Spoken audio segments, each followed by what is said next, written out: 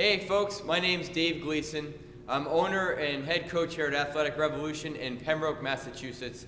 And today what I'd like to speak to you about in regard to youth fitness and athletic development is number one, long-term athletic development and its relevance, and two, how to program for that in the context of progressions and regressions.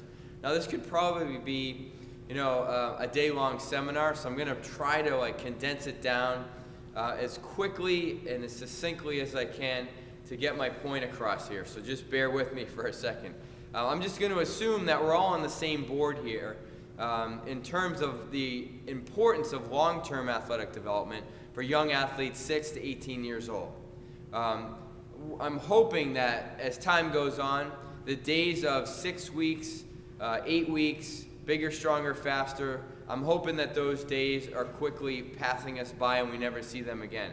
Now, you could have an introductory program that does that to get people in your facility, into your programs to learn about long-term athletic development and then get them enrolled in long-term. That's great. But I really feel like as an industry we've done a disservice to kids by having these short-term programs, and that's all that we have to offer. That being said, long-term athletic development, how do we program for that? Because that changes the picture of what a class session might look like, right? Traditionally, we would have, maybe teams in here working out, or we'd have a single sport working out at the same time. Much easier to program. We've got 6 weeks, we've got soccer players. We're going to be a little bit specific, perhaps. That's the way we used to do things. And in and out, 6 weeks, we're done. They're all doing the same things. Now, what happens in the context of a class of, say, kids that are 14 to 18 years old, and you've got a skateboarder, a marching band member, 3 soccer players that are in season, a football player in season, and 4 hoop players that are getting ready for their pending season? Wow, right? Wow. Keeping in mind that the long-term athletic development of these kids is what's most important, the first thing I want you to think about is, in terms of your programming, set up categories that you need to hit, where some of the kids are going to be much more heavily loaded in one category compared to the other. Now, what do I mean by that? Muscle activation, tissue quality, mobility and flexibility. You might be doing a little bit heavier amounts of activities for the kids that are in season, right? That's not a time to try to get stronger and faster. It's about maintaining strength, keeping them injury-free.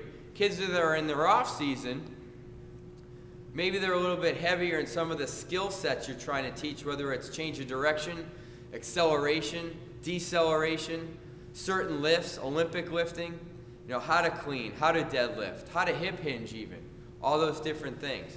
Now, in the context of having this mix of all these different types of athletes with different ability levels and different interests, the best way that I have found is through progressions and regressions. So we'll go in 4-week blocks here. This has worked really well for us. 4-week blocks, and what we use is progressions and regressions. So if I have my soccer in-season athletes, if we're going to go, say, deadlift to a clean to a front squat for a hybrid movement, they're going to go low weight, low reps, work on skill, and we go there.